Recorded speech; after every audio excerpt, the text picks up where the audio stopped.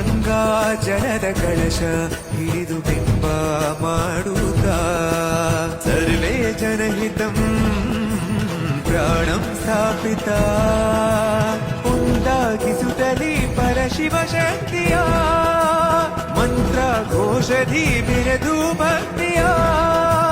ದೇಹ ಶುದ್ಧಿರಣೇನ ಭೂಯಾತ್ ಶಾಂತಿರಣೇನ ಭೂಯಾತ್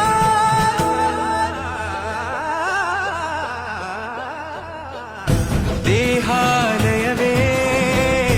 ದೇವಾಲಯವು ಲೋಕಾನುಗ್ರಹವೇ